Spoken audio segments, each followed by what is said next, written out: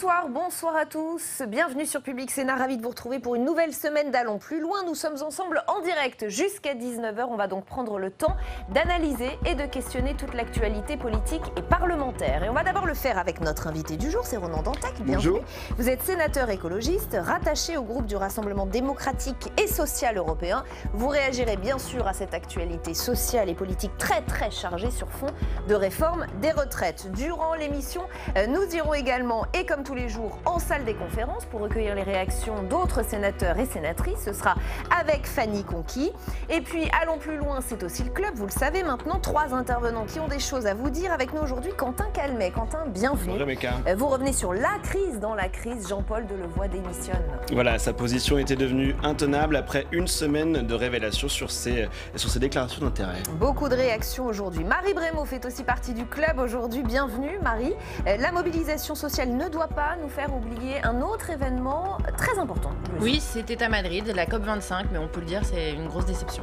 Et puis Marie-Pierre Bourgeois fait aussi partie du club aujourd'hui. Marie-Pierre, bienvenue. Vous êtes notre chroniqueuse des livres politiques. Le livre de la semaine, c'est Souvenir avec un président qui a des oursins dans les poches. Oh bah alors, dans une demi-heure, notre grand débat. Nous reviendrons évidemment sur le sujet central des 2 dernières semaines et peut-être encore des semaines à venir, le blocage autour de la réforme des retraites. Bras de fer ouvert et public entre l'exécutif et les syndicats, auquel vient s'ajouter donc l'affaire Delevoye. Le haut-commissaire démissionne et c'est un regret qu'Emmanuel Macron l'accepte. L'exécutif peut-il se relever? A-t-il déjà perdu la bataille de l'image, la bataille politique? Hashtag ALPL si vous avez envie de réagir à tous ces sujets sur Twitter. Mais d'abord, cette nouvelle journée de grève, TGV, TER, métro, Transilien, tout cela continue et sont venus donc se greffer les routiers. Tout le monde a maintenant évidemment Noël en tête. Les Français auront-ils du mal à rejoindre leur famille? L'opinion peut-elle basculer à cause de cette menace? On va se poser toutes ces questions ce soir. On en parle juste après ce sujet de Jérôme Raby. 12e journée de mobilisation et à la veille d'une nouvelle journée noire à l'appel de tous les syndicats, les transports étaient toujours au ralenti sur le réseau francilien et à la SNCF. Les routiers se sont aussi joints au mouvement avec des barrages filtrants sur les routes. Mais c'est désormais vers les fêtes de Noël que tous les regards sont tournés. Un enjeu d'importance pour faire pencher l'opinion qui soutient majoritairement la mobilisation contre la réforme. Au gouvernement, on fait évidemment porter la responsabilité sur les syndicats et en particulier à la CGT. Ceux qui ont appelé donc la CGT et SNCF à gâcher les vacances des Français, ça c'est clairement irresponsable. Et moi je note que ce même syndicat nous dit défendre le service public. Défendre le service public, c'est d'abord penser à ceux qui veulent se déplacer.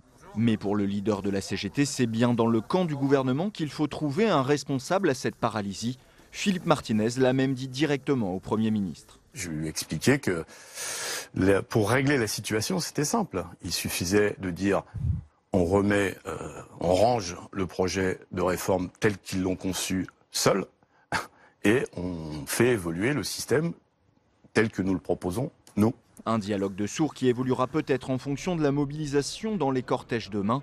Mais quoi qu'il en soit, le gouvernement a demandé au patron de la SNCF de faire le maximum pour les départs en vacances. Nous avons demandé à Jean-Pierre Farandou, aux équipes de la SNCF, de mettre au service des Français le meilleur plan de transport possible pour que le 22, le 23, le 24, le 25, donc demain, il devrait le maximum annoncer des Français un grand puissent nombre voyager. La SNCF devrait mobiliser le maximum de salariés non grévistes sur ces jours clés et faire appel à des cadres moins mobilisés que les personnels roulants pour orienter les usagers lors de cette période déjà chargée habituellement et qui s'annonce encore plus chaotique cette année. Allons plus loin donc avec vous, Ronan Dantec. Bienvenue, sénateur écologiste, président de Ensemble sur nos territoires. Merci d'avoir accepté notre invitation. Est-ce que vous appelez-vous les syndicats à suspendre leur grève pendant Noël? Non, je crois qu'aujourd'hui, Noël n'est pas l'essentiel de cette mobilisation. La question, c'est la retraite des Français. Et derrière la retraite des Français, c'est quel contrat social dans ce pays? Parce que finalement, moi je suis assez étonné par la manière dont le gouvernement finalement n'a pas été capable depuis 2 ans, et, y compris Jean-Paul Delevoye, finalement de mettre sur la table les principales questions. Par exemple, pourquoi est-ce qu'il faut 14% du PIB pour les retraites et pas plus ou pas moins? Comment se fait-il qu'on n'intègre pas la pénibilité et l'espérance de vie au moment de la retraite? Toutes ces questions absolument centrales, qui sont des fondements du contrat social en France, n'ont pas finalement été éclaircies. Et ce ne sera pas à vous, en tant que sénateur, une fois que le texte arrivera au Parlement, de discuter de tout cela? Non, si le Sénat avait le moyen de profondément modifier les textes dans ce pays, ça se saurait. Je vous rappelle qu'il y a une majorité pléthorique à l'Assemblée nationale et que le gouvernement a une majorité pour voter les lois qu'il décide en amont. Donc ça n'est pas le Parlement qui va pouvoir modifier cela. Et c'est la responsabilité du gouvernement, au départ, de dire voilà le contrat social. Et le problème de ce gouvernement de réforme en réforme, c'est que, et c'est aussi la responsabilité bien sûr du président de la République, c'est que je pense que la France veut aujourd'hui un gouvernement, un président de la République qui apaise le pays. Et un an après les Gilets jaunes, on met une réforme sur les retraites qui remet le pays en tension et rebloque le pays. Donc là, il y a quand même un problème. Et moi, je suis extrêmement inquiet par l'évolution politique de ce pays après les Gilets jaunes, après cette grève qui va laisser aussi beaucoup de traces et dont on ne sait pas aujourd'hui comment, effectivement, on peut sortir d'un bras de fer qui semble un bras de fer extrêmement compliqué pour trouver un compromis. Et je pense que le président de la République doit se poser maintenant très sérieusement la question de savoir s'il peut continuer sur une stratégie de tension, sur une orthodoxie libérale qui n'est pas à la demande du pays. Et ce n'est pas la question de Noël qui est le cœur du sujet. Mais vous nous dites, comme Philippe Martinez, que ce gouvernement range au placard ce projet et on recommence tout? On recommence 2 ans moi, je crois qu'aujourd'hui, il faut effectivement remettre à plat, qu'il y a une erreur énorme du gouvernement de mélanger 2 sujets qui sont c'est quoi le système de retraite qui fait sens dans ce pays, qui fait solidarité, qui fait contrat social, et c'est quoi l'équilibre des comptes du système de retraite. En mélangeant les deux, et ça, moi je n'en reviens pas. Je ne sais pas si finalement le seul objectif de la réforme, c'était l'orthodoxie libérale, qui est finalement le seul point sur lequel ce gouvernement, depuis 3 ans, ne déroge jamais, et que finalement tout le reste, c'était pour habiller une volonté finalement d'équilibre des comptes. Laurent Berger de la CFDT. Ah mais moi je trouve que Laurent Berger, finalement, exprime déception sur déception. Il a déjà dit sa colère sur la réforme de l'assurance chômage, sur lequel je pense qu'on n'a pas passé assez de temps, alors que ça crée beaucoup de précarité dans ce pays. Et ce qui est très très coûteux socialement, c'est la précarisation d'une partie de la population. Or, l'assurance chômage telle qu'elle a été réformée augmente la précarisation. Et derrière, on remet une deuxième couche sur les retraites. Et qu'effectivement, c'est une stratégie de tension. Que là, maintenant, il est clair que le gouvernement et le président de la République a décidé d'utiliser l'espace politique qui était celui de la droite libérale, point barre, avec le « en même temps » n'existe plus du tout, mais comment finit cette tension? Par un face-à-face entre Emmanuel Macron sur une base politique rétrécie et Marine Le Pen. Moi, je suis extrêmement inquiet, et effectivement, que ce gouvernement aujourd'hui dise sur les retraites, ça n'est pas possible dans un pays qui a besoin d'être apaisé, et qu'on se remette autour de la table, ça me semblerait effectivement la bonne solution. Et on va continuer cet entretien, Ronan Dantec. Vous allez réagir aux autres sujets, ceux choisis par nos chroniqueurs du jour. C'est l'heure du Club d'Allons plus loin.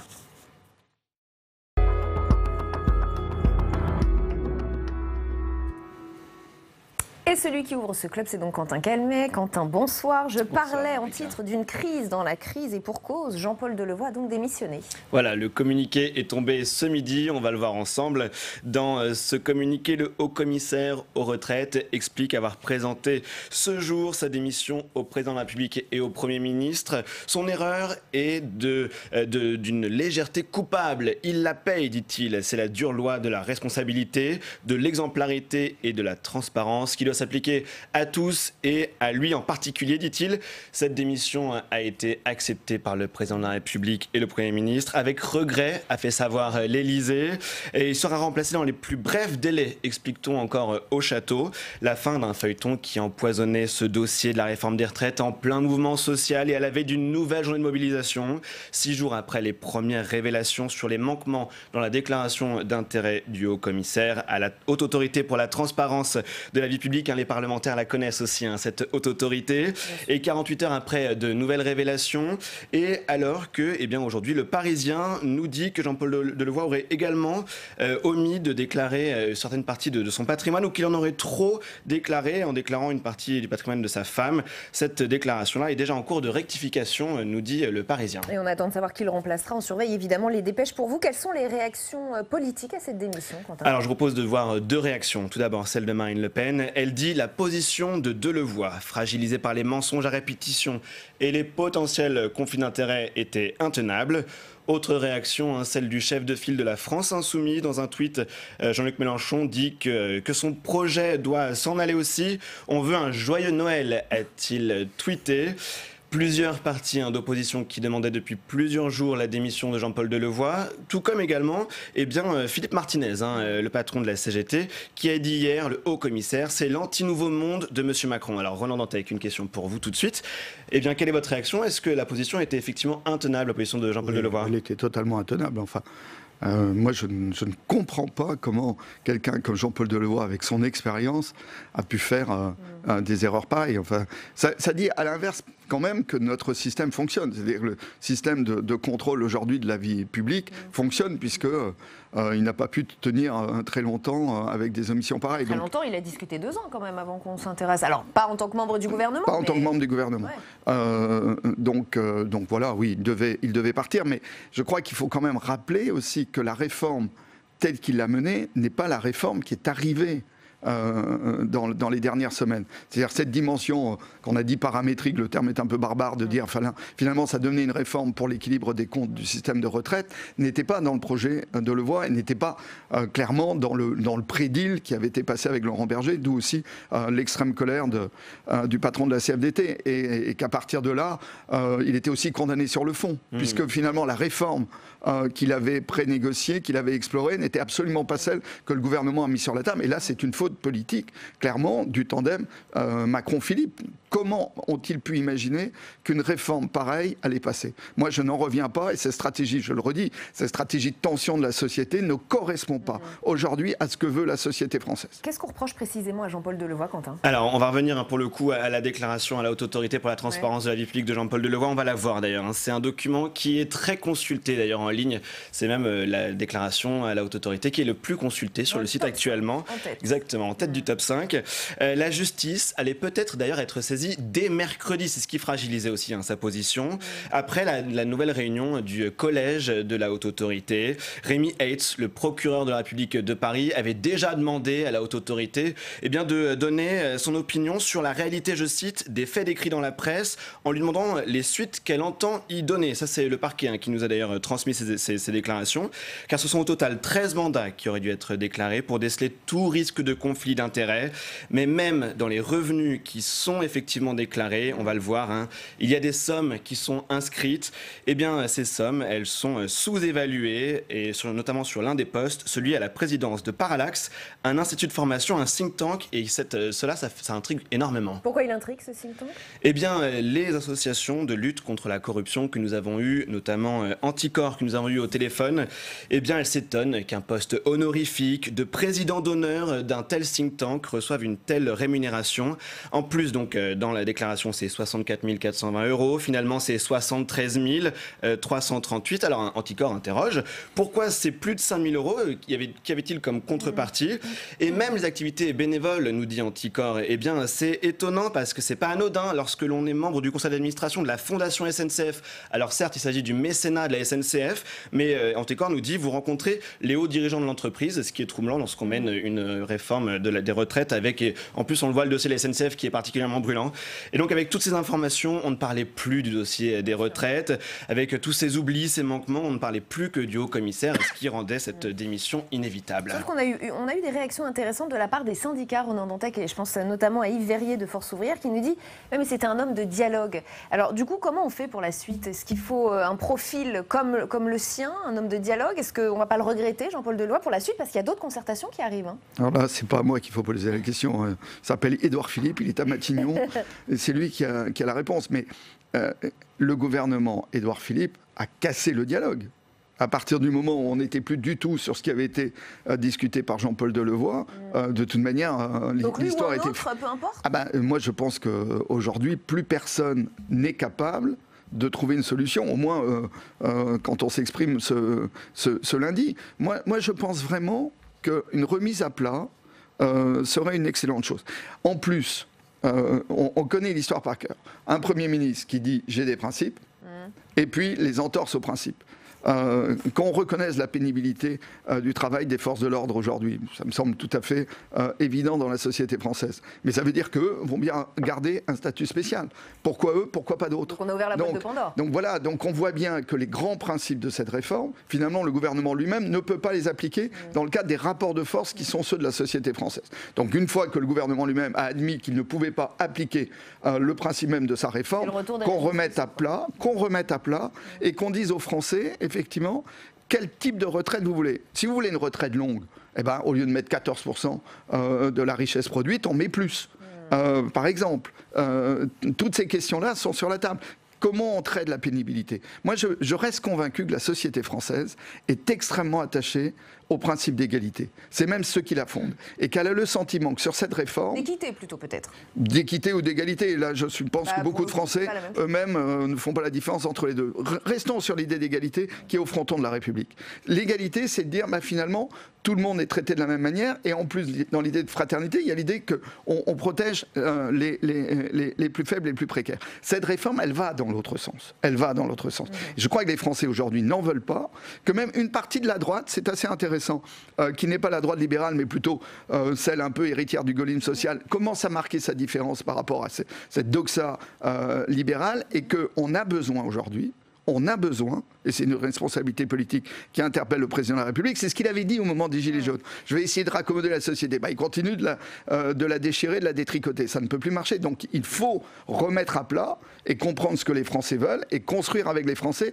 Un président de la République est élu avec un quart des voix aujourd'hui, n'est pas en capacité de dire ce qu'il faut pour la société française. Il doit trouver des consensus, et je crois qu'il faut que ce gouvernement aille maintenant dans le sens du consensus. On va parler d'un autre sujet qui vous intéresse beaucoup, c'est l'environnement, et c'est avec vous, Marie Brémaud. Un grand rendez-vous autour du climat s'est donc clôturé ce week-end à Madrid. On en parle assez peu, évidemment, grève oblige et conflit social, mais c'est la COP25. Qu'est-ce qu'il faut en retenir? 2 semaines d'échanges, de débats, de tentatives de négociations.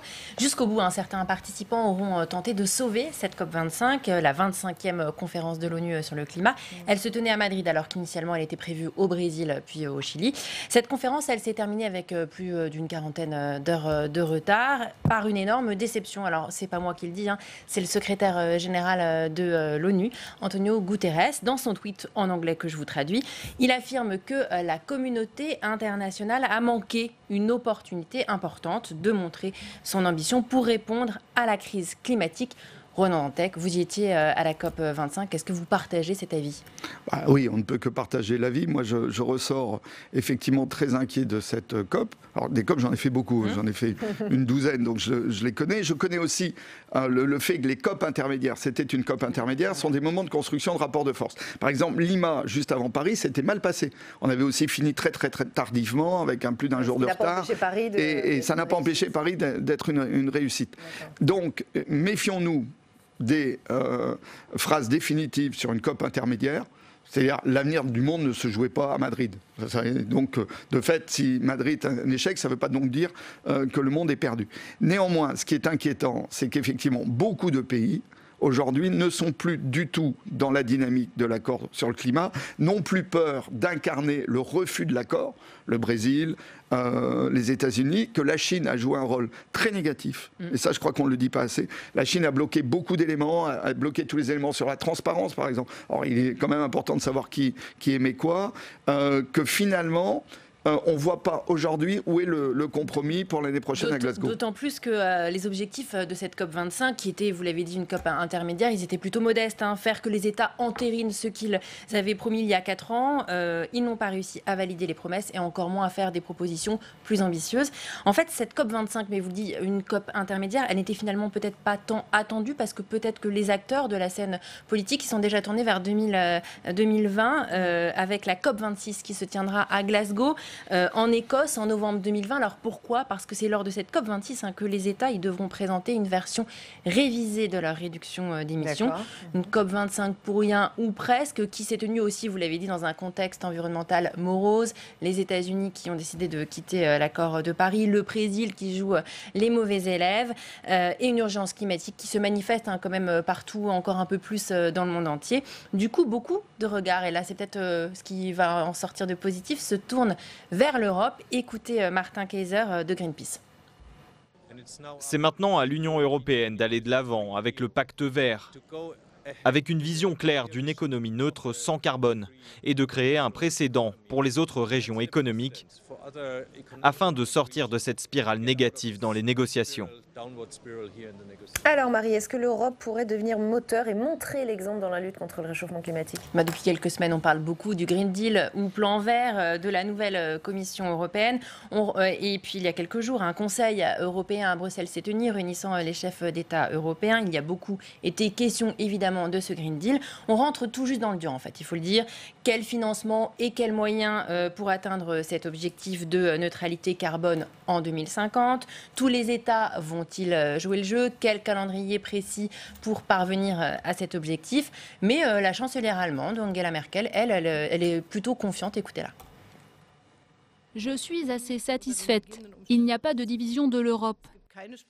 Il y a un État membre, la Pologne, qui a encore besoin d'un peu plus de temps pour savoir comment mettre en œuvre cette politique. Mais je crois que nous avons de bonnes perspectives pour parvenir à un succès. Alors, de bonnes perspectives pour parvenir à un succès. Concernant la Pologne, en d'autres termes, la Pologne, elle s'inquiète car le pays est assez dépendant des énergies fossiles et en particulier du charbon. Lors du Conseil européen, la Pologne est le seul pays à ne pas avoir approuvé cet objectif neutralité carbone en 2050. Mais il faut le dire aussi, la Hongrie et la République tchèque, qui elles aussi sont très dépendantes de ces énergies fossiles, ont voté pour. Donc c'est possible. Pour convaincre et rassembler l'Europe, elle doit réussir à réunir et attirer vers le haut les élèves, les pays les plus à la traîne. Les mois qui viennent, ils vont être décisifs pour cette Europe ambitieuse sur le climat. Le chiffrage définitif du New Green Deal ne sera probablement pas fixé avant l'été 2020 et on sait que c'est aussi et surtout peut-être le nerf de la guerre. Ronan Dantec, vous y croyez à cette nouvelle équipe européenne pour lutter contre le réchauffement climatique, pour être un moteur Si on n'y croit pas, il ne nous reste plus beaucoup de raisons d'espérer. J'ai animé une réunion sur l'adaptation toute la journée. On est sur des perspectives de canicule à plus 7 degrés en France dans le courant du XXIe siècle. On a eu plus 4 cet été, on a battu tous les records. Donc, moi, vous avez confiance en cette nouvelle équipe ? Est-ce que vous sentez qu'il y a de bonnes intentions ? Oui. Et il y a de bonnes intentions parce qu'il y a un poids de l'opinion publique européenne, y compris un score des écologistes qui fait qu'aujourd'hui, plus personne ne peut gagner une grande élection en disant le climat, je m'en fous. Y compris pour les municipales d'ailleurs. Y compris pour les municipales où là, on voit bien que c'est devenu un enjeu. Donc, il y a une pression de l'opinion publique, mais ça ne dit pas le monde. C'est-à-dire, ce qui se joue à Madrid, c'est que l'Europe arrive avec de nouvelles propositions, à préciser, par exemple, les 1000 milliards du Green Deal, est-ce que c'est les 1000 milliards mobilisés à la fin, y compris par le privé, ou est-ce que ce sont les 1000 milliards de la Banque européenne d'investissement ? Là, il y a de vraies ambiguïtés dans la déclaration de la présidente de la Commission. Mais je crois qu'effectivement, l'enjeu aujourd'hui, c'est qu'on ne sauvera le climat que si les gens qui agissent sur le climat vont mieux que les gens qui n'agissent pas. C'est-à-dire, en clair, est-ce que l'Europe, avec son propre effort, peut entraîner d'autres États. Je pense aux États africains où il faut jouer la solidarité bien plus qu'on ne le fait aujourd'hui. Je pense à la Chine. La Chine qui a été un acteur négatif de ces dernières COP. Mais en prouvant que la dynamique, absolument, que la dynamique économique entre les pays ou les continents qui agissent sur le climat est meilleure que celle des pays qui n'agissent pas. Or, la Chine est très ambivalente puisque la Chine craint la proposition européenne parce que dans la proposition européenne, il y a la taxe carbone aux frontières dont les Chinois ne veulent pas. Donc, est-ce que les Chinois derrière vont faire l'effort de rentrer dans une logique de baisse de leurs émissions alors que cette année encore, leurs émissions liées au charbon ont explosé, ou est-ce qu'au contraire, ils vont combattre l'Europe dans les COP ? Ça, c'est une grande inconnue de Glasgow. Ça sera un élément important. Mais je pense que l'Europe, effectivement, a changé. Et moi, c'est un point très positif de la COP, parce que généralement, dans la COP, l'Europe arrive avec des propositions en disant « Nous, on est des gentils, vous avez des propositions positives », les autres disaient non, et l'Europe disait à la fin « Bon, bah d'accord, on signe quand même ». Et là, l'Europe a refusé l'accord, a été très très ferme sur un certain nombre de principes, sur l'intégrité. Je ne vais pas rentrer dans les mécanismes financiers qui étaient sur la table, mais l'Europe a dit non. puisque c'est comme ça, plutôt pas d'accord, et l'article 6, par exemple, a été renvoyé. Et donc une Europe ferme qui dirait aux Chinois, nous on fait l'effort, mais vous allez rire, à partir de là, votre métallurgie ne rentre plus en Europe parce que vous ne faites pas l'effort. La Chine le craint, et je crois qu'on est dans un moment de rapport de force, et que là, il faut soutenir l'Europe dans cette capacité de rapport de force, et c'est ce qui va se jouer dans les prochains mois, dans les toutes prochaines années. Parce qu'on ne peut pas, je le redis, on ne peut pas désinvestir la question climatique. Sinon, il n'y a plus d'avenir pour nos enfants, nos petits-enfants, à échéance de 30-40 ans. Donc il faut continuer à y aller, et que l'Europe soit moteur, y compris en montrant les crocs, ce qu'elle n'avait jamais fait. Ça, c'est plutôt le seul élément positif de cette COP. Et on va complètement changer de sujet, Ronan Dantec. On va rejoindre Marie-Pierre Bourgeois pour sa chronique des livres politiques. Et cette semaine, vous avez choisi Souvenir de Catherine Ney. Oui, Catherine Ney, c'est cette journaliste politique qui suit les hommes et les femmes de pouvoir depuis plus de 5 décennies. Vous le dites, Rebecca, elle publie un premier tome de mémoire qui s'appelle Souvenir. Toute jeune fille, le hasard l'a fait se retrouver dans le même compartiment de train que Roger Frey. Roger Frey, c'est un des ministres de l'Intérieur sous Charles de Gaulle. Elle a à peine 15 ans, elle est très impressionnée de le voir en chair et en os. Et lui, comme n'importe qui, il dévore un petit paquet de biscuits au chocolat. Voilà, le ton est donné du livre. Hein. C'est comme ça qu'elle explique son goût pour le journalisme des petites phrases et des passions humaines, assez loin d'un journalisme d'investigation ou d'un journalisme qui décrypte les programmes politiques. Alors, elle travaillera pour l'Express, puis à Europe 1, dans laquelle elle va recueillir nombre de confidences et assez rarement flatteuses pour les hommes de pouvoir, il faut le dire.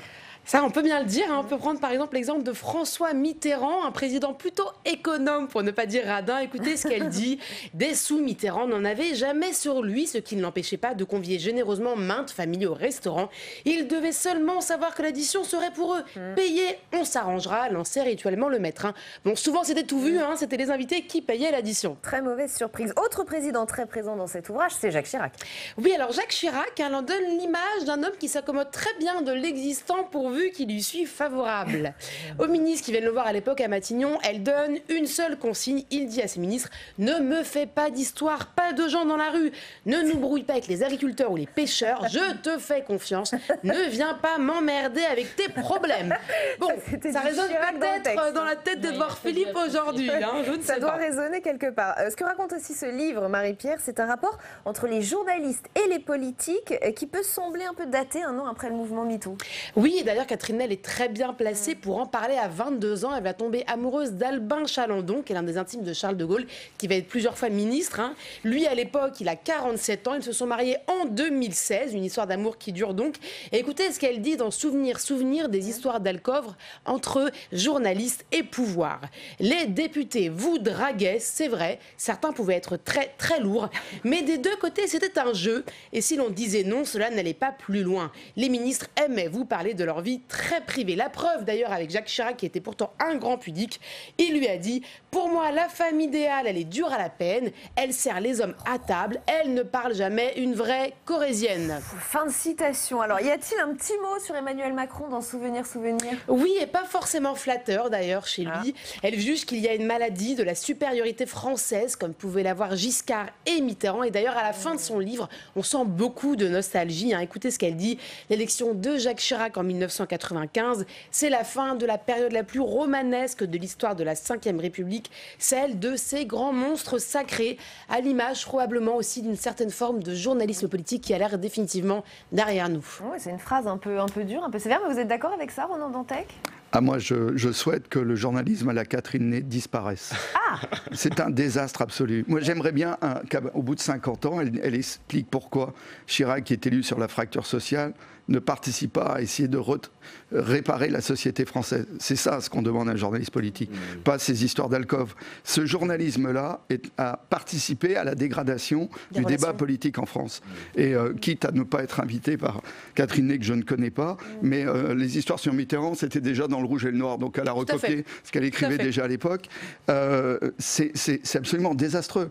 Je me suis posé la question de ce type de journaliste politique par moment, en me disant, ce ne sont pas des gens qui sont intéressés par l'action publique, qui sont uniquement intéressés finalement pour exister eux-mêmes dans l'interaction avec des hommes ou des femmes de pouvoir, puisque ça existe dans l'autre sens, mais je reste totalement égalitariste.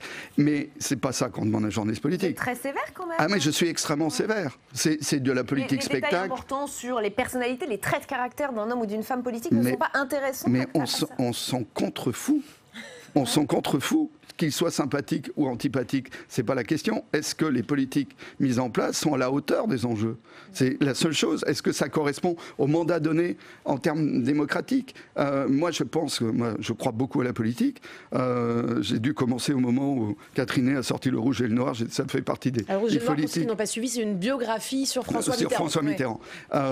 Donc j'ai dû. Ça doit être un peu le début de mon engagement politique qui est ancien aujourd'hui. Moi, je crois qu'effectivement, on manque, nous, en tant que politique, je vais vous le dire, de journalistes qui soient capables de nous analyser sur les décisions qu'on prend. Sur est-ce qu'il fallait un taux à 5,5 de Teva sur tel point. Pas est-ce que je préfère la Corona en regardant un western. C'est pas ce qu'on fait aujourd'hui sur les retraites. Mais justement, c'est pour ça que je dis le journalisme à la Catherine Ney doit disparaître. Voilà, on a bien compris la sentence. Merci en tout cas Ronan Dantec d'avoir été avec nous aujourd'hui. Merci à tous les trois d'avoir fait partie de ce club. Je vous donne cette toute dernière information. On apprend qu'Édouard Philippe invite les syndicats et le patronat mercredi à partir de 14h30. On va y revenir évidemment en longueur dans le reste de l'émission. Merci à tous les trois. La suite d'ALPL, c'est donc le grand débat et l'entretien avec Raymond Soubi.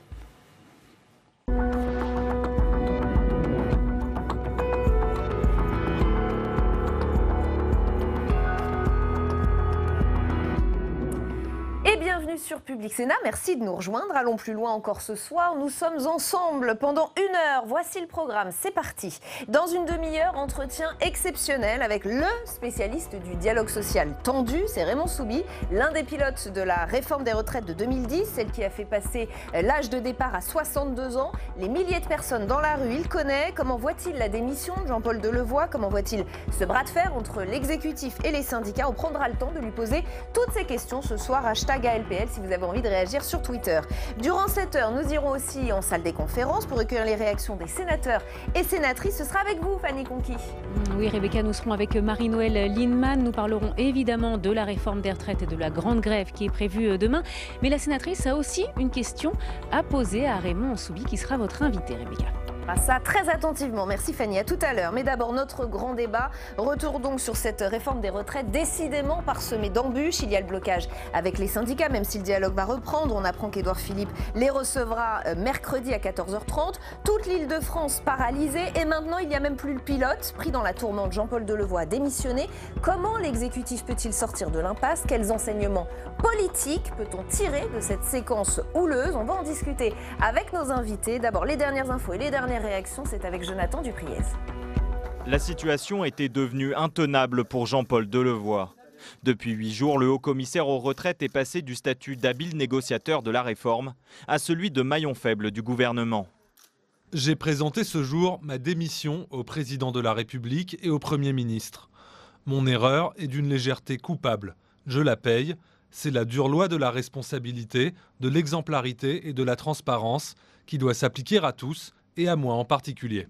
Ce macroniste de la première heure a omis plusieurs mandats dans sa déclaration d'intérêt auprès de la Haute Autorité pour la transparence de la vie publique. Et surtout, il a continué d'être rémunéré par un think tank après son entrée au gouvernement, cumul interdit par la Constitution. Mais jusqu'au bout, le gouvernement a tout tenté pour protéger Jean-Paul Delevoye. Dans cette affaire, je pense qu'il faut différencier la forme et le fond. Sur la forme, et je ne vais pas vous dire le contraire, c'est très regrettable.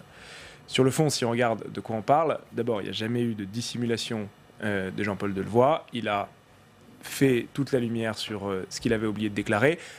Dans l'ensemble, les postes ne posent pas de problème. Très critique à son égard, les leaders de l'opposition, eux, se sont réjouis à l'annonce du départ du haut-commissaire aux retraites. La position de Delevoye, fragilisée par les mensonges à répétition et les potentiels conflits d'intérêts, était intenable.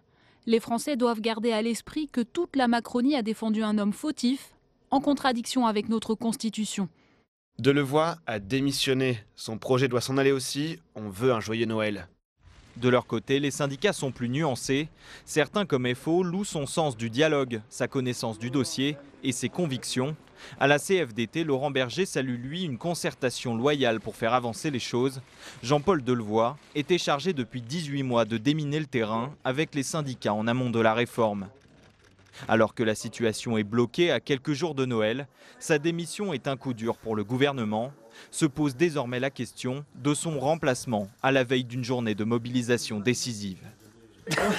Et on apprend ce soir, les invités Voilà. parlent déjà, mais je vais vous les présenter dans un instant. Juste quand même cette dernière information, Édouard Philippe annonce qu'il recevra les syndicats et le patronat mercredi prochain à 14h30 dans le cadre de réunions bilatérales, puis jeudi dans le cadre de réunions multilatérales. Avec nous donc pour ce grand débat, Benjamin Morel, bienvenue. Vous êtes politologue et maître de conférences en droit public à Paris 2 Assas. Isabelle Vera-Masson, qui a donc renversé son verre d'eau sur elle, mais ça a l'air d'aller, directrice du laboratoire communication et politique du CNRS. Mickaël Darmon, bienvenue de retour sur ce plateau, éditorialiste politique à Europe 1, bienvenue à vous également. Et Sébastien Crépel, bienvenue. Vous êtes co-directeur de la rédaction de l'Humanité. Merci à tous les quatre d'être ici. Mickaël Darmon, Jean-Paul Delevoye démissionne. Il a bien fait, position devenue intenable. Oui, c'était absolument intenable et j'observe que le rituel très rodé maintenant donc au sein du gouvernement quand ces problèmes arrivent a été respecté. Hein. Pendant 2 jours, le gouvernement dit il a toute la confiance, on le soutient, tout le monde monte au créneau pour dire il est absolument honnête et le 3e jour, il démissionne. C'est exactement ce qui s'est passé avec tout le monde. Dès qu'un problème est apparu, on a bien compris que dès le début, que, étant donné et la personnalité et le sujet et les problèmes évoqués, à aucun moment il ne pourrait tenir plus de 3 jours. Effectivement, c'est ce qui s'est passé. Il n'y avait pas d'autre choix que de vite tenter de couper l'abcès, mais ça raconte aussi évidemment une autre histoire. Et on a l'impression que c'est vraiment Édouard Philippe qui reprend les choses en main, Isabelle Vera-Masson, puisqu'il annonce aussi ses réunions bilatérales et multilatérales avec les syndicats. C'est lui, monsieur Retraite, maintenant, c'est plus Jean-Paul Delevoye. Oui, alors pour terminer ce que dit c'est Mickaël Darmon, il y a aussi toujours, il y a quand même le 2e temps, ou 4e, je ne sais pas quelle est votre organisation, c'est quand même le temps juridique. C'est-à-dire qu'il part aussi parce qu'il a une très grande possibilité. Il va arriver dans quelques jours apparemment. Exactement, donc il y a le risque d'être mis en examen parce que quand même, c'est pas une petite erreur, c'est pas une histoire de homard, etc. Là, on est dans les choses un peu plus sérieuses dans lesquelles la justice, à mon avis, va s'en emparer. Donc voilà. Alors, qui maintenant va prendre la place? Moi, ce qui me frappe depuis pas mal de temps, c'est à quel point les retraites se sont un petit peu ont été prises en main par d'autres que Jean-Paul Delevoye depuis quand même pas mal de temps. On l'a vu arriver.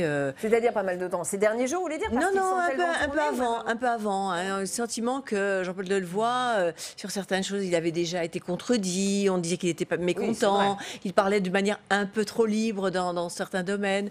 Donc, on voyait bien qu'il y avait des personnalités qui arrivaient, qui prenaient la parole sur ces questions-là, dont effectivement le Premier ministre, mais pas seulement.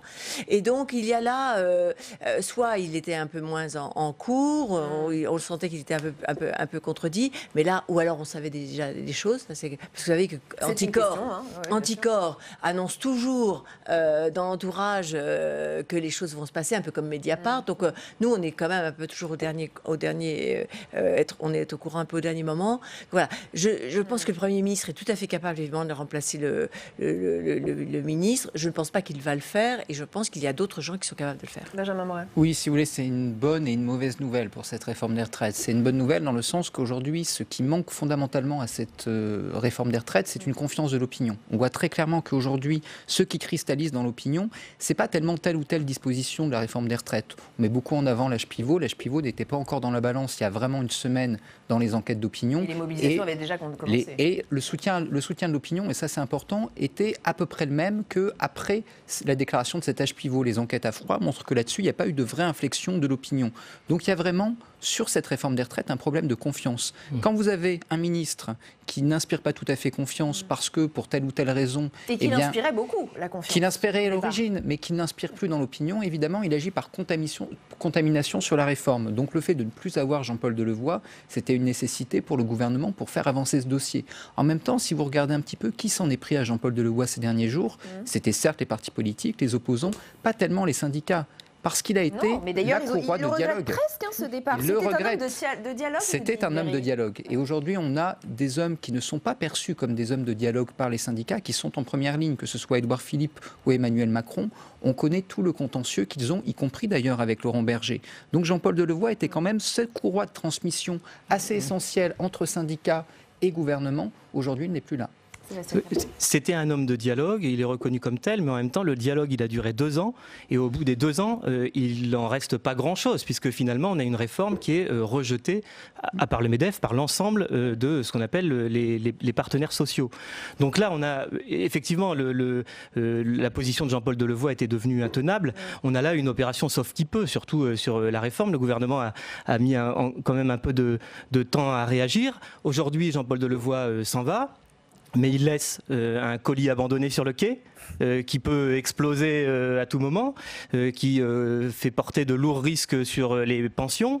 La réforme dont vous parlez ? Oui, bien sûr, le contenu de la réforme. Et donc la question en fait reste entière. Donc le départ de Jean-Paul Delevoye ne règle rien du problème politique qui est posé devant le gouvernement.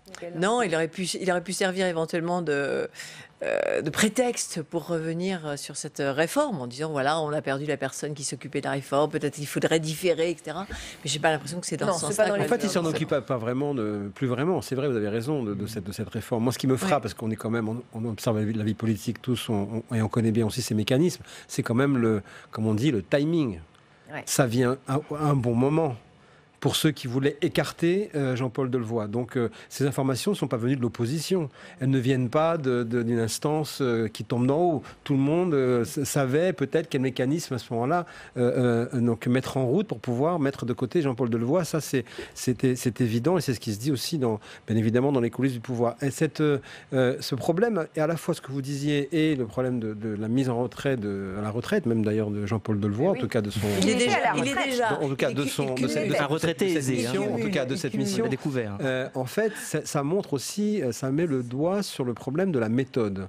La méthode était le mantra, si je puis dire, de Macron et des macronistes quand ils sont arrivés au pouvoir, en disant nous allons changer la méthode parce que la manière de gouverner n'était pas bonne jusqu'à présent.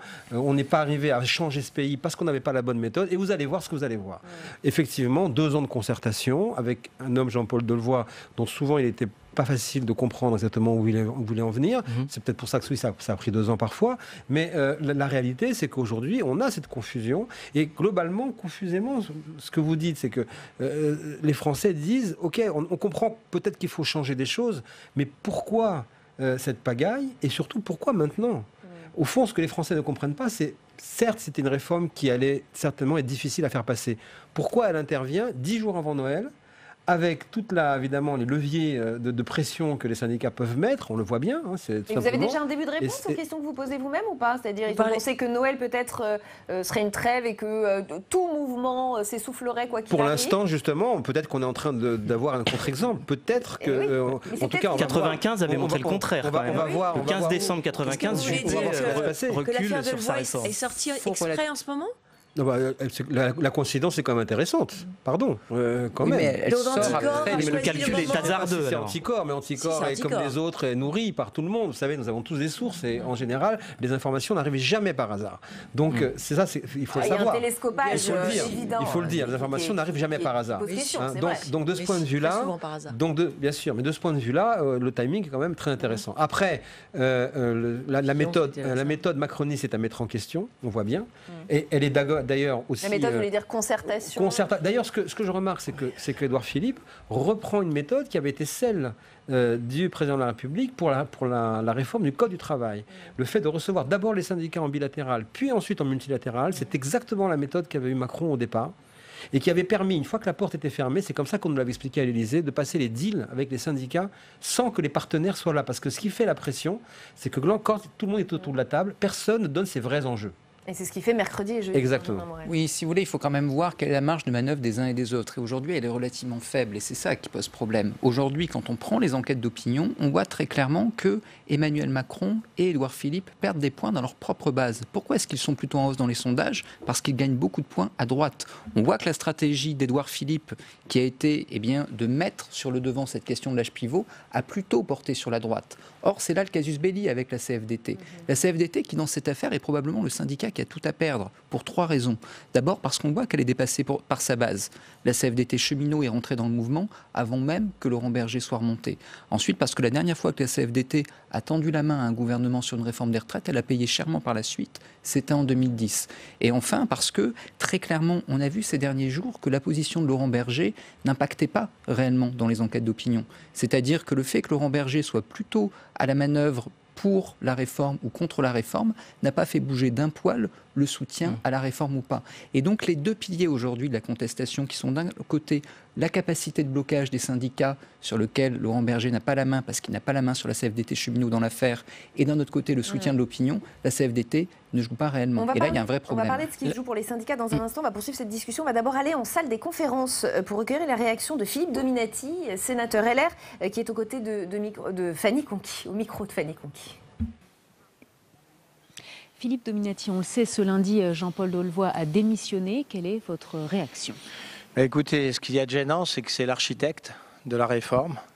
Il y travaillait depuis 2 ans. Tout tournait autour de lui.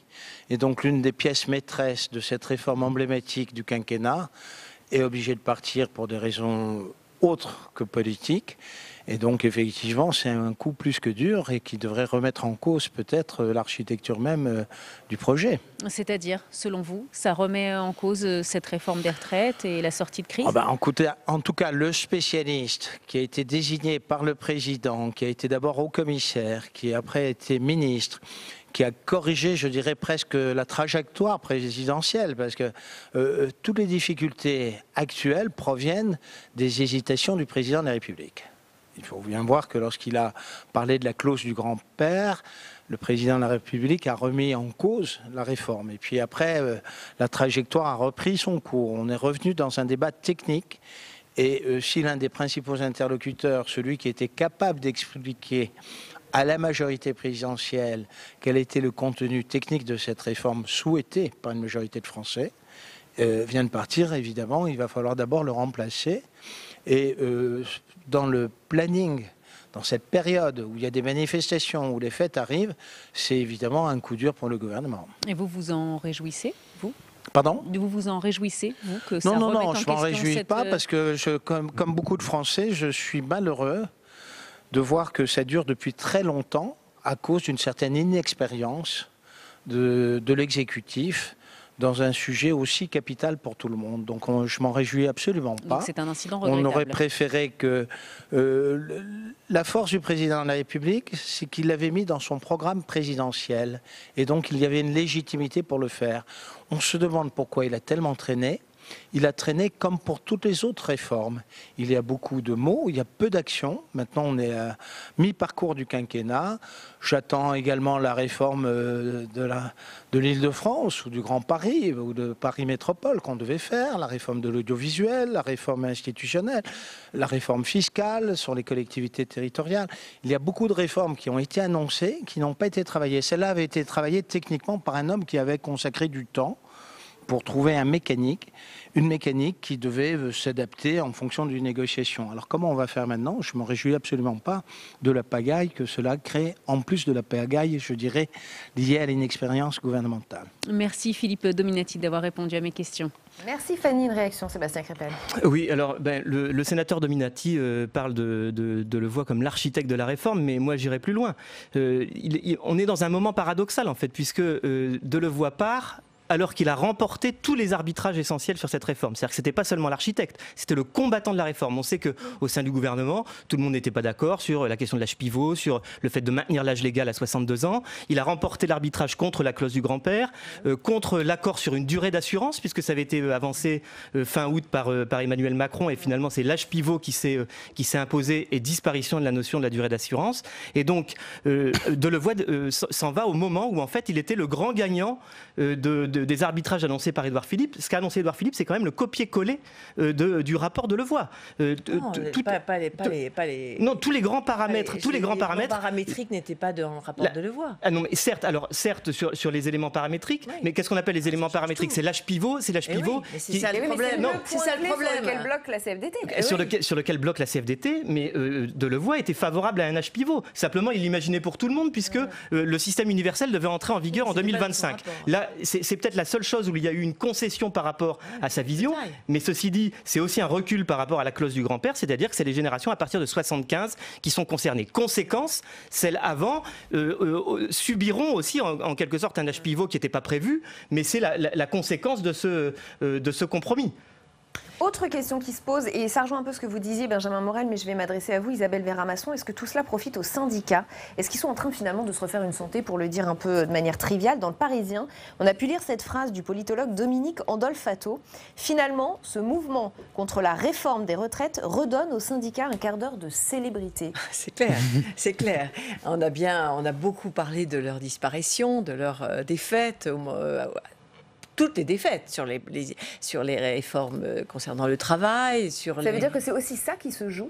Alors, ce qui se joue, c'est évidemment l'incroyable, pour moi, je suis frappée, l'incroyable paradoxe qui n'a pas l'air d'émouvoir l'opinion, qui est que les syndicats, depuis des années, critiquent toutes les réformes touchant aux retraites, mobilisent et échouent d'ailleurs toute leur mobilisation concernant les retraites. Et pourtant, ce système contre lequel ils se sont battus, ils sont en train d'en faire un éloge total. Ils ne veulent pas le voir remettre en question, dire que c'est le meilleur système de retraite du monde. On s'est replongé dans les archives de 2010 pour notre invité de l'entretien que vous découvrirez dans un instant. Et c'est vrai. Ah bah oui, mais ça ne dérange pas l'opinion de voir cet incroyable paradoxe qui consiste à dire, écoutez, arrêtez de vous battre pour quelque chose que vous avez constamment critiqué, sur lequel vous êtes constamment battu et qui a d'énormes défauts. On le sait. C'est complètement faux, excusez-moi. Les syndicats, les syndicats sont pas en train de vanter un système qu'ils ont combattu. Ils ont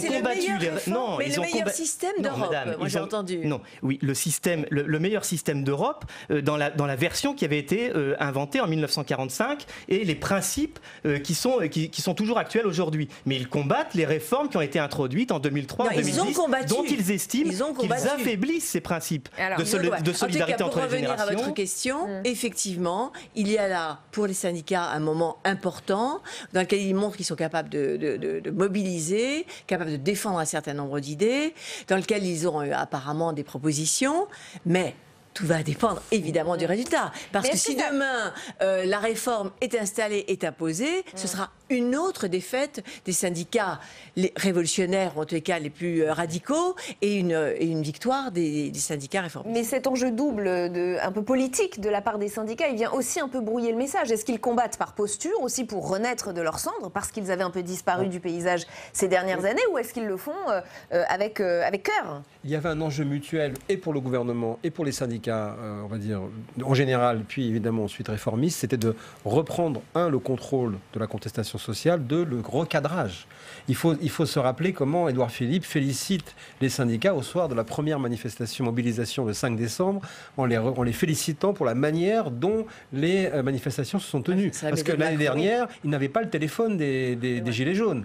Et ça partait dans tous les sens. Donc il y avait un intérêt pour le gouvernement à retrouver un interlocuteur de manière à montrer, au fond, ce à quoi on assiste aussi, hormis toutes les vicissitudes liées au conflit, au fait que la démocratie sociale fonctionne. Oui, mais c'est des interlocuteurs qu'ils avaient eux-mêmes snobés, qu'ils avaient mis eux-mêmes de côté. D'abord, et c'est l'autre enjeu, c'est effectivement l'enjeu de l'acte 2, c'est-à-dire revenir avec les corps intermédiaires, renouer contact avec tous ceux qu'ils avaient, avec ce vieux monde qui a quand même beaucoup d'avenir encore, et effectivement, manifestement, et avec en fait tous ces corps intermédiaires qu'ils avaient mis de côté et avec lesquels ils voulaient renouer. Or, dans le conflit auquel on assiste, au fond, on reprend un peu le catalogue, c'est-à-dire on est dans la contestation sociale, il y a la mobilisation, il y a tous les ennuis qui vont avec, mais le pays n'est pas entièrement bloqué. Attention, il faut aussi voir ça en image globale. C'est l'Île-de-France. C'est l'Île-de-France, la CNCL, les trains qui sont bloqués, qui empêchent peut-être de circuler un peu dans le pays, mais le pays n'est pas bloqué. Dans le service privé, dans le monde du salariat privé, il n'y a pas de débrayage, il n'y a pas de conflits sociaux.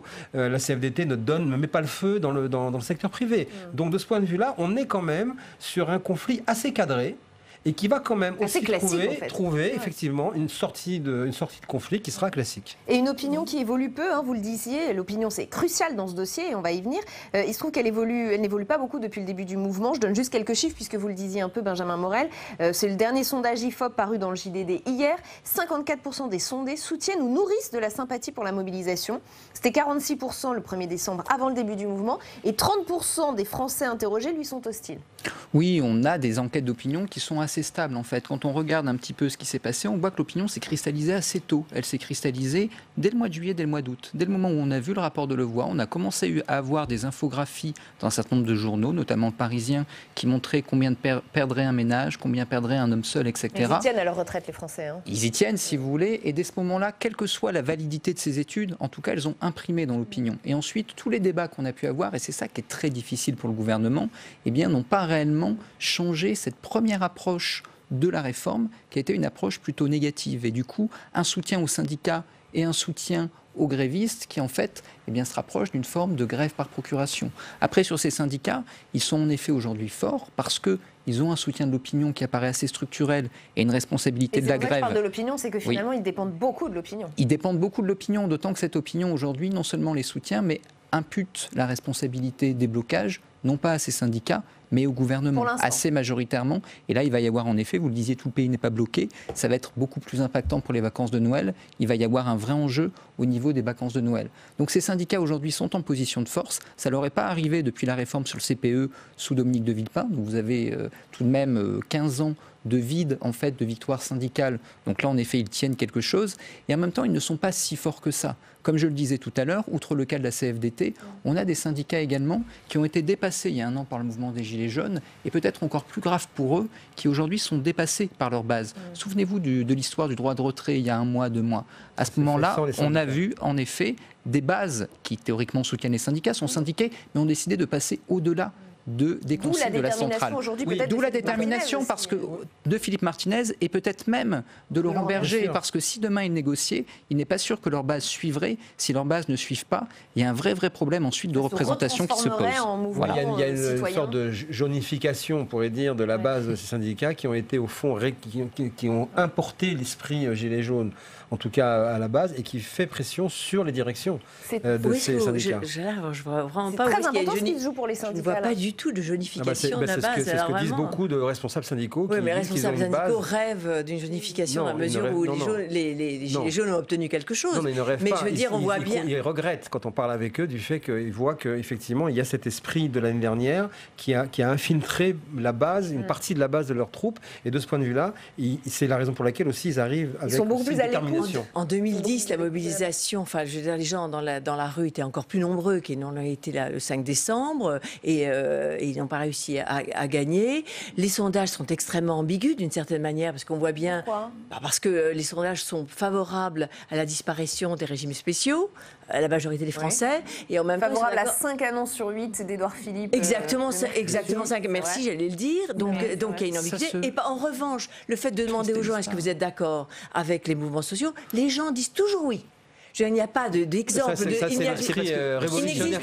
Il n'existe pas de sondage qui s'oppose aux mouvements sociaux depuis l'histoire de la Ve République. Donc les gens sont d'accord. Et quand on leur pose la question, on leur dit est-ce que vous êtes d'accord? Ils trouvent que... Vous prenez les enquêtes sur la réforme de la CFDT, vous n'étiez pas favorable. Non, pas du tout.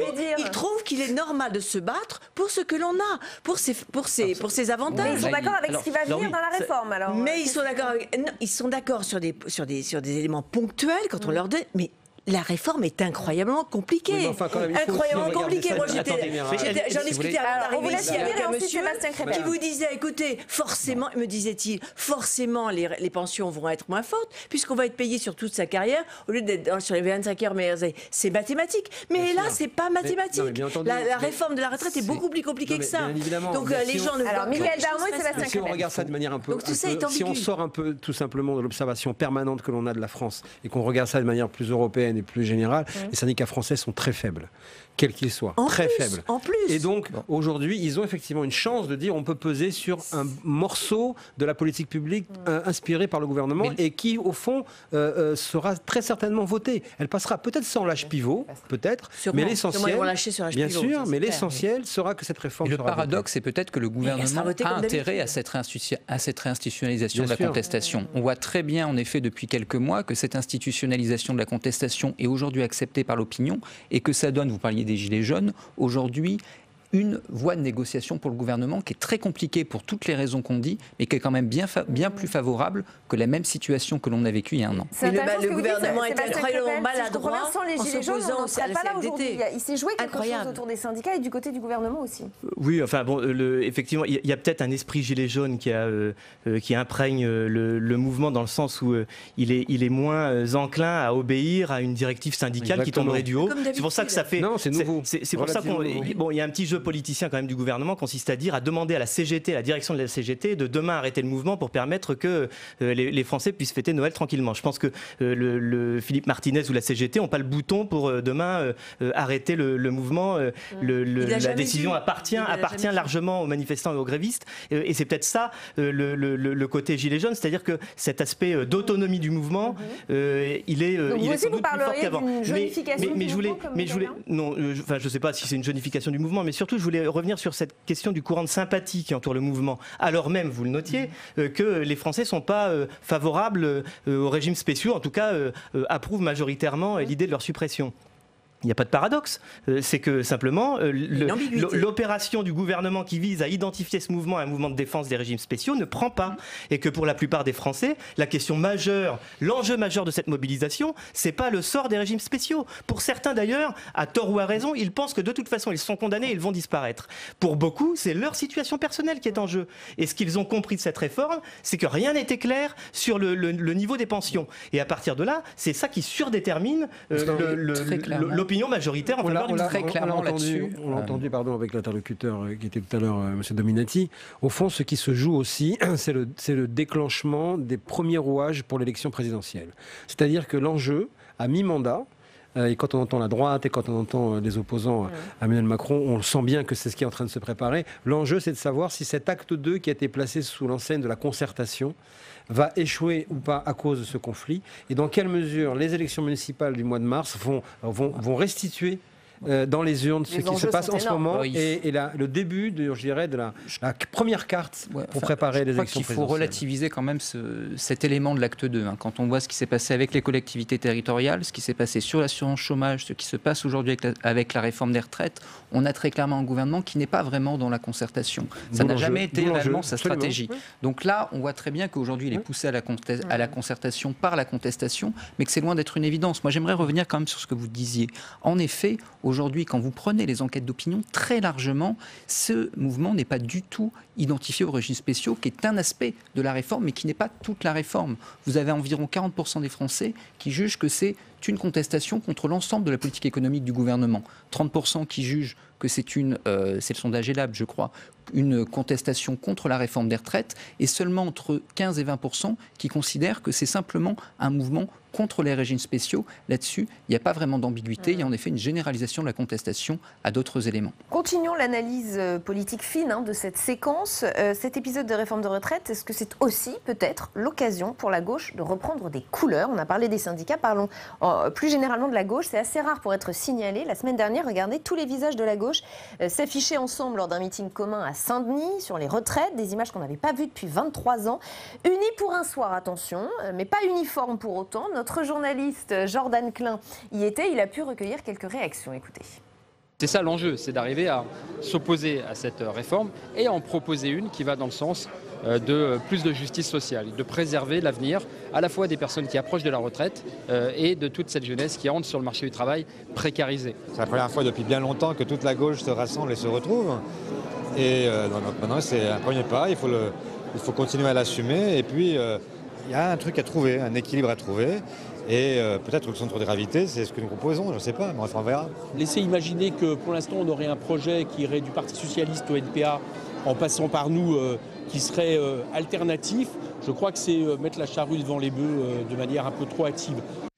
Voilà, il est plus prudent. Sébastien Crépel, pour présenter l'Humanité sur ce plateau, est-ce que vous sentez une gauche, alors non pas unie, on l'a bien entendu, mais peut-être revivifiée ? Grâce à cette réforme des retraites. Revivifié certainement. Enfin, en tout cas, il y a un front du refus incontestable qui s'est formé. Et c'est vrai que le plateau qui a été réuni à Saint-Denis est assez inédit. Voilà, puisqu'on a mis des gens côte à côte. Je ne sais pas si c'est n'importe quoi, mais en tout cas, côte à côte, qui n'avaient pas l'habitude de se parler et de se battre ensemble. On les trouvait quand même souvent dans la rue contre certaines réformes. Reste que, pour la question du projet, il y a encore beaucoup de contradictions entre ces formations. Et ce qui pèse lourd, je pense, c'est aussi le passif des derniers gouvernements de gauche. Je pense à celui de Hollande. C'est quand même l'auteur de la dernière réforme des retraites. La coïncidence des calendriers fait quand même qu'au moment où on parle de la réforme de Levoy, celle qui a été votée en 2014, ce qu'on appelle la réforme Touraine, qui allonge la durée du temps de travail, la durée de cotisation, de 3 mois tous les trimestres. Commence tout juste à se mettre en œuvre. Là, les premiers jeunes retraités vont en subir les effets, puisque à partir du 1er janvier 2020, il y a un trimestre de plus. Donc c'est bien pour l'image, il y a une photo de famille de la gauche, mais ça va pas beaucoup plus loin que ça. C'est-à-dire qu'aujourd'hui, très clairement, Emmanuel Macron a perdu ses électeurs de centre-gauche. Il y a un espace politique pour la gauche. Personne n'est là pour l'incarner. Les a-t-il cherchés une seule fois durant ce quinquennat? Oui, il les a cherchés. Si vous voulez, la réforme, la bioéthique, etc., c'était déjà, même après le grand débat, de la part du gouvernement, une volonté de reconquérir cet électorat-là. La question de l'écologie, c'est également une volonté de reconquérir cet électorat-là. Ça a échoué parce qu'il y a eu les débats sur l'immigration. Maintenant, on a cette réforme qui, à la base, était plutôt pensée à l'origine pour plaire à la gauche. C'était censé être... Cette réforme des retraites? Cette réforme des retraites, c'était une réforme égalité. C'est une demande de la CFDT. Voilà, à l'origine, c'était plutôt... Alors c'est un échec. C'était plutôt l'avant présidentielle. C'est pour ça qu'elle arrive si tard, pour répondre à votre intervenante tout à l'heure, parce que justement, elle devait arriver avant les présidentielles pour aller chercher des électeurs à gauche. Ça ne marche évidemment pas. Finalement, elle renforce la gauche? Finalement, elle renforce plutôt la gauche parce qu'elle conduit à l'abandon de cet électorat-là. Et donc, il y a un espace politique aujourd'hui entre 30 et 40% d'électeurs qui sont là, qui ne sont pas incarnés, mais qui peuvent représenter, si jamais ils trouvent une incarnation, une vraie force politique, parce que 30 à 40%, c'est pas une majorité démographique, mais c'est largement suffisant pour atteindre un second tour. Mais c'est le front de ce qu'on voit pendant cette réunion-là à Saint-Denis. On a regardé, et la photo derrière est à la fois peut-être hasardeuse et surtout malicieuse, parce que chacun regarde dans un sens différent. Olivier Faure passe un texto, à côté aussi, chacun regarde, personne. C'est le front du refus de l'union de la gauche, en fait. Ils ne veulent pas, on a entendu Coquerel, il a enterré l'affaire. De quelque chose, est-ce que c'est pas un début de quelque chose? Quand vous entendez Olivier Faure qui dit il y a un truc à trouver, peut-être que c'est nous, on ne sait pas, et que Coquerel derrière dit bon, on n'y est pas. Franchement, ça fait de la peine. Pourquoi vous dites que c'est n'importe quoi? Moi, ça me fait de la peine de voir ces gens qui n'ont pratiquement rien à se dire. Et surtout, il n'y a pas une phrase qui est sortie cette soirée. Qu'est-ce qui est sorti? Rien. Et le 5 décembre, il y avait même Marine Le Pen. Je veux dire, à un moment donné, ça fait personne n'a véritablement d'identité propre. Ça vous fait de la peine parce que dans le fond, il n'y a pas. Parce que rien ne sort, parce que personne n'est cohérent. Journée d'action syndicale, il n'y avait pas Marine Le Pen, excusez-moi. Ils sont totalement oubliés. Enfin, je veux dire, personne n'a véritablement d'identité sur cette question-là. Pourquoi? Parce qu'effectivement, la réforme, elle avait été prônée par des gens de gauche, même d'extrême gauche, parce que Thomas Piketty et Antoine Bozio ont travaillé et ont proposé ça, et que c'est probablement pour presque une question de communication politique. La RM, c'est dit formidable, c'est un truc qui fait du en même temps, c'est en même temps une idée de gauche et une idée de droite. Et puis maintenant, donc ils ont adopté cette réforme, elle est partie. Donc ils pensaient que tout le monde allait être plutôt dans ce sens-là. Or, c'est pas du tout ce qui se passe. Et puis surtout, il y a le problème de l'âge pivot. Et là, c'est Édouard Philippe qui porte cet âge pivot, et là, qui est une idée de droite. Et pourquoi est-ce que c'est une idée de droite? Parce que l'obsession d'Emmanuel Macron, qui n'est plutôt pas favorable à l'âge pivot, puisque lui, on l'avait dit, il l'avait dit lui-même, il était plus favorable à tenir compte de la durée de travail. Donc pourquoi est-ce qu'il se met derrière Édouard Philippe? C'est parce qu'il voit l'objectif de 2022 et qu'il ne veut surtout pas laisser de place à un candidat de centre-droit. Donc, on fait un cadeau au MEDEF, on fait disparaître l'espace de centre-droit qui pourrait, un Xavier Bertrand, on imagine, ou un François Baroin, qui pourrait l'empêcher d'avoir un face-à-face avec Marine Le Pen. Donc, on est là vraiment dans la politique la plus stratégique. 1 minute, alors. Sébastien Clavel, et ensuite... Non, alors, juste un mot, ne confondez pas tout avec Le Pen, quand même. Le Pen, elle appelle à arrêter la grève mercredi. Oui, donc, c'est Janus aux deux visages. Non, mais on dit d'un côté qu'il faut manifester, mais de l'autre, on s'aborde le mouvement de grève. Donc, bon, mais la gauche est en train de rater le 5 décembre, elle n'était pas avec les salariés. C'est inaudible. pour l'instant, effectivement, elle est inaudible. 2, elle est en train de subir, d'abord, tout ce qu'elle a quand même subi depuis des années. Il y a une difficulté à trouver et des termes, et des idées, et une incarnation, mais surtout, il y a aussi, justement, ce geste de Marine Le Pen qui est maintenant de se positionner du côté d'un conflit social. C'est la première fois, parce qu'elle veut bloquer le rassemblement du deuxième tour. Elle veut faire en sorte qu'au deuxième tour, les catégories populaires, en 2022, n'aillent pas voter au moins vers Emmanuel Macron, si c'est lui. Ça a déjà été le cas aux dernières présidentielles. Mais en tout cas, renforcer cela, parce que ce sera la condition pour pouvoir... Il l'a récupéré avec un Mélenchon qui l'accueille. Aujourd'hui, il y a très clairement un espace politique. Encore une fois, celui qui pouvait l'occuper durant cette contestation sur la retraite, c'était plutôt Jean-Luc Mélenchon. Là encore, on voit toutes les difficultés aujourd'hui de communiquer, parce que de quoi on parle aujourd'hui sur Jean-Luc Mélenchon, de son message avec la question du CRIF. Donc on voit que là, très très clairement aujourd'hui, c'est pas l'espace politique qui manque à la gauche, c'est vraiment il n'a pas été en capacité depuis 2009. Et on doit s'arrêter là. Il n'a pas été en capacité de le faire. Merci beaucoup à tous les quatre d'avoir participé à ce grand débat. La suite de la LPL, c'est l'entretien. Nous recevons ce soir Raymond Soubi. Il était le conseiller social de Nicolas Sarkozy. Il fait partie de ceux qui ont mené la réforme des retraites de 2010. J'en parlais il y a un instant. Celle qui a quand même fait descendre des millions de personnes dans la rue, puisqu'elle repoussait l'âge de départ à la retraite. Comment voit-il la situation actuelle ? On va prendre le temps d'analyser les choses avec lui, avec un peu de recul historique. D'abord, le blocage actuel entre l'exécutif et les syndicats. C'est avec Cécile Cixous. Qui cédera le premier, Édouard Philippe ou Laurent Berger ? Depuis mercredi et les annonces du Premier ministre sur la réforme des retraites, le secrétaire général de la CFDT, Laurent Berger, ne décolère pas. S'il est pour un système universel, la mise en place d'un âge pivot à 64 ans ne passe pas. Un bras de fer entre les deux hommes s'est engagé par médias interposés sur ce point dès mercredi soir. La CFDT, elle est contre cette mesure d'économie. Donc la CFDT, elle veut que le gouvernement revienne en arrière sur cette mesure paramétrique, cette mesure d'économie, de faire travailler les gens plus longtemps dès 2022. Si les partenaires sociaux, organisations syndicales et patronales, qui croient au régime universel, se mettent d'accord pour dire quel est le chemin qui permet d'arriver à l'équilibre, la trajectoire et les instruments, je prends. Aucun problème. Je fais mien leurs propositions. Porte ouverte et main tendue, le lendemain, Édouard Philippe propose dans un tweet une réunion à Matignon pour reprendre le dialogue. Mais pas question pour autant de revenir sur l'âge de 64 ans, sans proposition alternative des syndicats pour équilibrer les comptes. Dans une interview aux Parisiens ce dimanche, le Premier ministre assume de dire la vérité aux Français. Du côté de Laurent Berger, pas question non plus de céder. Dans une interview au JDD, il persiste et signe. Pour lui, c'est très simple. Pour que la CFDT porte un autre regard sur ce projet de loi, le gouvernement doit accepter de retirer l'âge d'équilibre. Un point, c'est tout. Une demande qu'il réitère encore ce matin. Je crois que les sujets sur la table sont assez clairs. Pour la CFDT, il faut d'abord renoncer à cet âge d'équilibre qui est profondément injuste, qui va demander très très vite à des gens qui avaient cotisé toute leur carrière de travailler plus longtemps. Le dialogue entre Édouard Philippe et Laurent Berger est-il au point mort ? En tout cas, à quelques jours des vacances de Noël, le gouvernement n'a pas encore annoncé de date pour recevoir les syndicats. Et si les dates, elles ont été annoncées, réunion bilatérale mercredi d'Édouard Philippe avec plusieurs syndicats et réunion multilatérale jeudi à 16h. On accueille donc dans l'entretien Raymond Soubi. Bienvenue. Merci d'être avec nous. Vous êtes président du groupe de conseil Alixio, société de conseil en ressources humaines, ancien conseiller social de Nicolas Sarkozy, je le disais.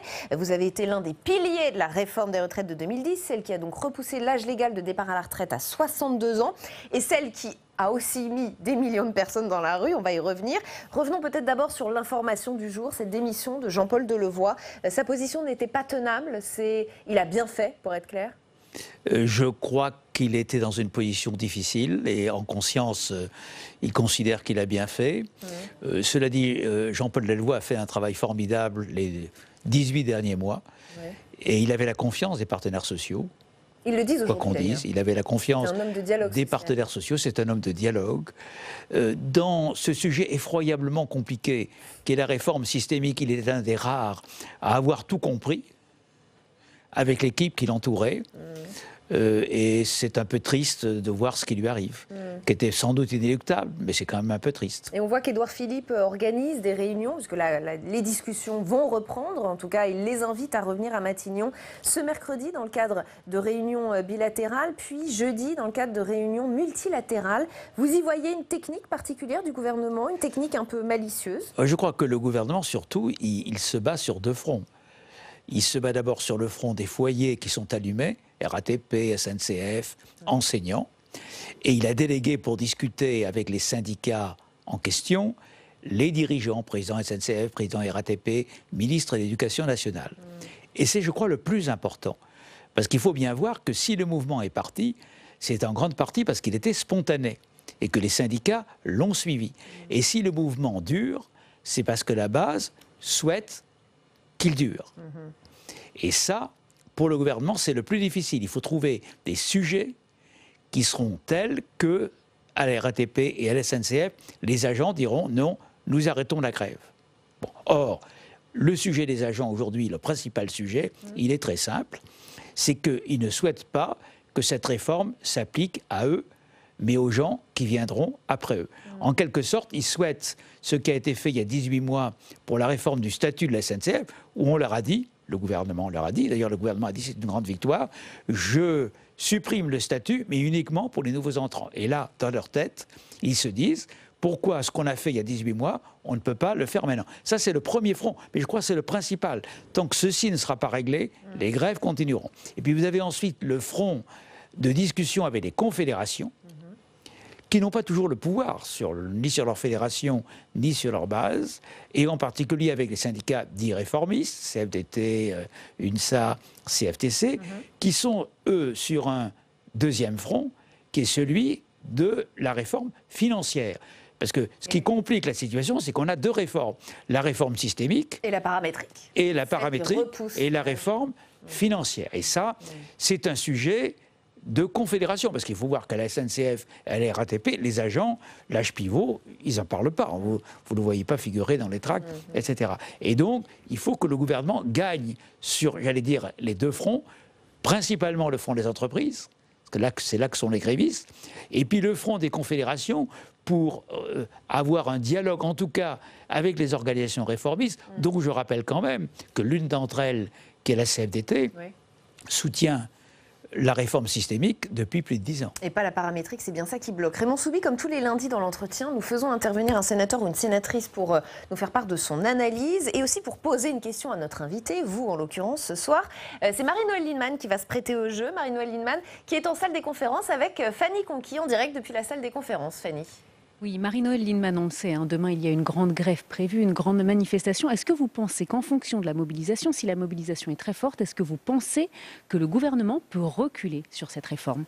En tout cas, il faut tout faire pour qu'il recule, parce que si on est dans une démocratie où la grande majorité de l'opinion, plus des grands mouvements sociaux dans tous les corps de métier, s'opposent à une réforme qui manifestement va détricoter notre modèle social et républicain, s'il ne veut pas écouter, on ouvre des portes très dangereuses pour notre démocratie et bien sûr pour notre modèle social.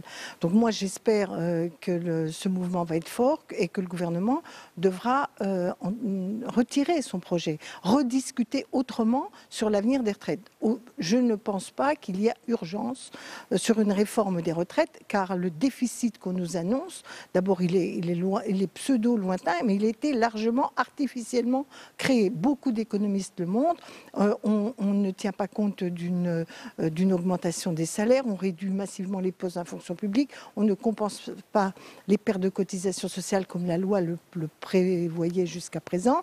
Donc on est en train d'artificiellement mettre en déficit ce régime des retraites pour pouvoir faire passer une réforme libérale dont la finalité à terme, c'est de baisser les rentes et de faire travailler plus nos concitoyens. Si le gouvernement ne recule pas cette semaine, est-ce que vous pensez que les grévistes doivent poursuivre la grève pendant Noël? Est-ce qu'il ne faut pas une trêve pendant les fêtes? Écoutez, je ne suis pas leader syndical.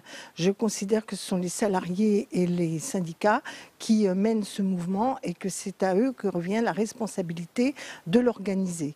Maintenant, je vois le chantage permanent qui est fait et on sait bien comment ça se passe. On commence, évidemment, les usagers sont exaspérés parce que ça perturbe leur vie quotidienne, mais en même temps, on sait bien aussi que si il y a arrêt de ce genre de mouvement, c'est très difficile de reprendre après la mobilisation. Et donc, ce chantage pour faire passer une réforme qui aura des conséquences très longtemps, très durablement, si par malheur elle passait, je dirais que d'une certaine façon, un effort aujourd'hui vaut bien la protection de notre modèle social. Alors, Marie-Noëlle Lienemann, vous le savez, Raymond Soubi est en plateau avec Rebecca Fitoussi. Avez-vous une question à lui poser? J'en ai deux, peut-être en une. La première, c'est de lui demander si, comme M. Fillon, il estime qu'au fond, la volonté de changer notre système par un système par points n'a pas comme grande finalité d'arriver à baisser le niveau des retraites par la baisse annuelle du point, ou en tout cas sa non-revalorisation. Et la deuxième réponse, la deuxième question, c'est est-ce qu'il ne voit pas un grand danger sur notre modèle social et républicain à systématiquement contourner les syndicats et à finalement donner à une automaticité ou à une gestion technocratique nos grands choix. Ça a été fait pour l'UNEDIC, ça se prépare pour les retraites. Est-ce qu'il n'est pas temps que nous défendions une certaine idée du modèle social à la française? Merci Marie-Noëlle Lienemann d'avoir répondu à mes questions et d'avoir posé cette question à Raymond Soubi. Voilà Rebecca. Double question donc, merci beaucoup Fanny, je vous laisse répondre. Raymond Soubi, d'abord ce système par points, est-ce qu'en fait il est destiné à baisser les pensions? C'est ça la question. Écoutez, oui, mais j'ai cru comprendre que dans... Non, oui à la question, mais non pas à la réponse.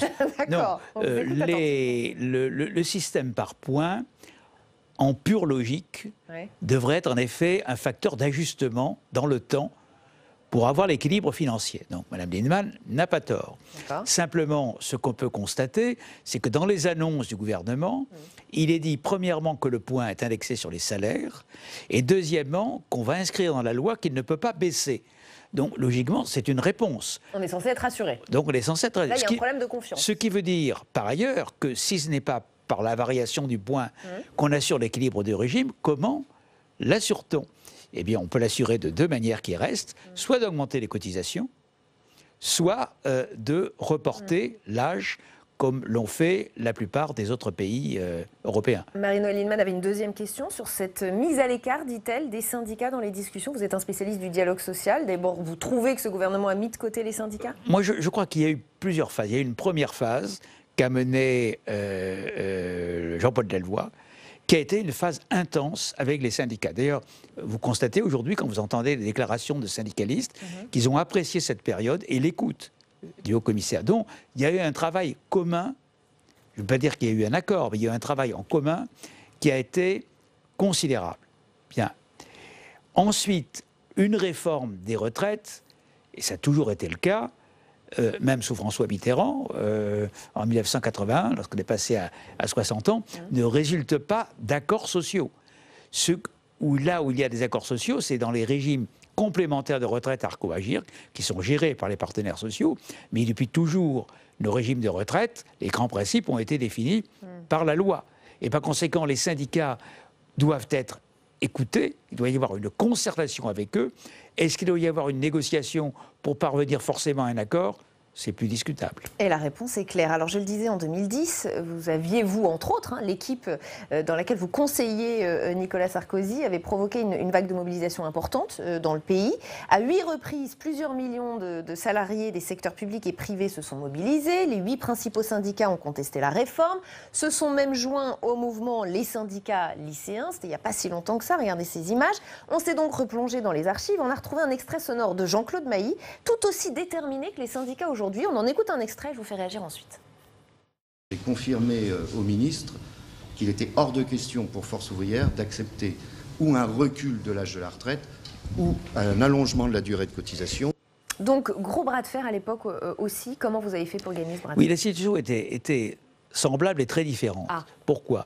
Parce qu'il y avait un déficit considérable des régimes de retraite, dû à la crise financière de 2008 et dû aux perspectives des rapports actifs-inactifs. Pour citer un chiffre simple, il manquait 30 milliards d'euros dès l'année 2016, quand même une somme considérable. Et donc, le seul moyen de trouver cette somme était de reporter l'âge de la retraite, comme l'avaient fait la plupart des pays européens. Et sur ce sujet, le président de la République et le gouvernement ont décidé de ne pas transiger, parce que c'était l'avenir du système des retraites qui était en jeu. Et les discussions que nous avions eues, que moi j'ai eues, avec les syndicats, ils disaient « nous ne pourrons jamais l'accepter ». Et nous nous disions « nous ne pourrons jamais y renoncer ». Et donc, mais c'est semblable à ce qui se passe en un sens, non, il y a de la détermination des deux côtés. C'était plus clair, parce qu'il y avait une détermination des deux côtés. Mais alors, ce qui s'est passé, vous l'avez dit, ce sont des manifestations dans la rue. Oui. Mais à la différence de la situation d'aujourd'hui, il n'y a pas eu de grande grève paralysant le secteur public. Il y a eu des manifestations dans la rue. Il n'y avait pas les Black Blocs. Il n'y avait pas l'agitation. Il n'y avait pas énormément de jeunes dans ces défilés de 2010. Donc pour gagner, les syndicats ont raison d'appeler à la grève aujourd'hui? Ça veut dire qu'il faut bloquer en fait pour gagner? Ce qui veut dire qu'aujourd'hui, c'est moins les manifestations qui peuvent faire plier un gouvernement que la paralysie des services publics. Et ça, ils l'ont bien compris. Et ça, ils l'ont bien compris. Et en 2010, il n'y a pas eu de paralysie des services publics. Vous avez des regrets sur cette réforme de 2010 peut-être même de ne pas être allé assez loin, puisque si on fait une réforme en 2019, c'est qu'il y a un problème dans le système actuel. Il y a des regrets aujourd'hui? Non, je pense, je n'ai aucun regret, personnellement, parce qu'il fallait trouver ces 30 milliards. Il s'agissait d'assurer le paiement des pensions. Donc c'était un objectif premier et à lui seul indispensable. La réforme dont il a été question aujourd'hui, c'est la réforme systémique, la réforme par points, qui a été voulue, qui est en fait une construction d'économistes, Antoine Bozio, un certain nombre d'économistes qui s'expriment actuellement, qui est un système intellectuellement admirable et qui a totalement séduit Emmanuel Macron, qui s'est dit, voilà la fin de l'histoire au sens hegelien du mot, tout est parfait, égalité totale. C'est la dernière. C'était irrésistible. C'était la der des der en matière de tentation irrésistible. Et hop, on y va. Bien. On s'est aperçu au fil du temps que pour avoir autant de simplicité, c'était très compliqué. Parce qu'il fallait dénouer beaucoup de situations, qu'il y avait des parcours de transition pour les corporations différentes et qu'à la fin du fait, on allait avoir des situations de grande inégalité et différence pour arriver au système final. Et il s'est ajouté un point supplémentaire que n'avait pas prévu, et il ne pouvait pas le prévoir, Emmanuel Macron, c'est le déficit financier, qui n'existait pas au moment où il était candidat à la présidentielle, et qui est apparu. Madame Lienemann a raison de dire que c'est un déficit qui vient principalement de moindres recettes de l'État, dû à la baisse du nombre des fonctionnaires et dû à certaines exonérations de l'État. Mais c'est quand même un déficit. Vous parliez d'Antoine Bozio, qui est l'inspirateur de cette réforme, effectivement. Alors, dans Le Monde, il a quand même exprimé sa grande déception. Il parle carrément d'un formidable gâchis. Il s'attendait au blocage sur les enseignants, par exemple, mais il reproche au gouvernement d'être resté encore trop flou, d'avoir manqué d'éléments chiffrés. Vous aussi, vous parleriez d'un grand gâchis. Sur le papier, elle était belle, cette réforme, elle était parfaite. Moi, je crois qu'elle est parfaite le jour final où on s'y trouve, mais qu'elle n'est pas parfaite maintenant et qu'elle n'est pas parfaite dans le parcours pour y aller. Pourquoi? Parce que c'est un principe dans lequel vous avez des gagnants. D'ailleurs, le gouvernement le dit tout le temps. Mais si vous avez autant de gagnants à équilibre financier constant, comme dirait M. Lapalisse, vous avez les perdants. Bon, or, et vous avez deux catégories de perdants. Vous avez ceux qui l'ont vu tout de suite, c'est les régimes spéciaux et les enseignants. Parce que c'était évident. C'était évident, donc c'est cela qu'on entend. Et puis, vous avez une série de perdants qui ne l'ont pas encore vu, qui d'ailleurs sont un peu suspicieux. Ils se disent, mais dans cette histoire, j'y gagne pas. Ils ne savent pas trop. Voyez. Et donc, les enseignants ont tardé à le voir, mais ils l'ont vu. Les enseignants ont tardé à le voir. Ils l'ont vu moins vite qu'elle a raté, mais ils ont fini par le voir. Pas sûr que le gouvernement l'ait vu non plus, d'ailleurs. C'est pas sûr que le gouvernement l'ait vu non plus, ou du moins, il l'a vu comme un sujet théorique et non pas comme un sujet qui allait embraser la situation. Pourtant, quand vous touchez aux enseignants, ils sont déjà mal payés. C'est évident. Dans le pays. Vous aviez l'autre catégorie, les avocats. Les avocats, ils ont un régime qui ne demande rien à l'État. Ils étaient heureux entre eux. Ils avaient des réserves absolument considérables. On leur dit, mes enfants, on va vous mettre dans le régime universel. Donc, ils étaient furieux. Et là, on tire la pelote. Qu'est-ce qu'a dit le gouvernement il y a 3 jours aux avocats? Il leur a dit, vous allez garder vos réserves. Et aux policiers aussi Christophe Castaner a promis un... Alors, aux policiers, on leur a dit qu'on n'allait rien toucher. Bon, ce qui montre que quand même, les professions qui présentent des risques pour le gouvernement, soit politique, soit de blocage, on cède devant elles. Donc, ces quelques précédents ne sont pas de nature à faciliter le retour au calme dans les entreprises RATP, SNCF. Raymond Soubi, il ne reste que 2 minutes, j'ai envie de dire, malheureusement. Disons-le, c'est un moment fort aussi pour le syndicalisme français. On en parlait dans le débat il y a un instant, qu'il y avait un syndicalisme qui avait un peu perdu en crédibilité ces dernières années. Aujourd'hui, 2 leaders sont de retour sur le devant de la scène, pour de bon. Philippe Martinez pour la CGT et Laurent Berger pour la CFDT, qui incarnent tous les deux d'ailleurs 2 syndicalismes très différents.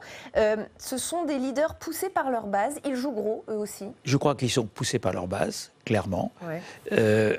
Philippe Martinez, clairement. Mais c'est le principe, je suis leur chef, donc je les suis. Ou plutôt, je les suis, donc je suis leur chef. On peut le prendre dans les deux sens. Mais en réalité, c'est la base qui est partie. Ce n'est pas les syndicats qui l'ont voulu. Et dans le cas de la CFDT, ce que met en avant Laurent Berger, c'est la réforme financière, qui est le problème de l'âge pivot. Ce qui est un peu paradoxal, parce que l'âge pivot, il a été institué dans les régimes complémentaires de retraite à GIRC, dans un accord signé par qui? Par la CFDT. Et donc, en fait, aucun des deux ne veut prendre la responsabilité, chacun dans son style, de trop céder face au gouvernement, alors qu'ils savent que leurs bases sont toujours très échauffées. Ils jouent quoi, selon vous? Ils jouent l'avenir du syndicalisme français? Eh bien, je crois qu'ils jouent l'avenir du syndicalisme français. Mais ce qui se passe là, c'est qu'on voit les syndicats beaucoup, alors qu'on ne les voyait plus beaucoup. Mais il reste que le mouvement, il est d'abord parti de la base.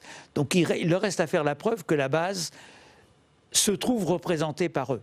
Et c'est ça l'un des enjeux de ce qui se passe actuellement devant nous. En quelques secondes pour terminer, pardon d'employer ce mot, mais est-ce que je peux vous demander peut-être un petit pronostic? Comment vous imaginez la suite?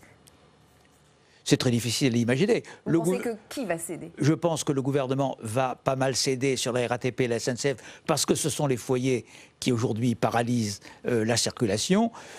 Il ne cédera jamais sur la réforme totale.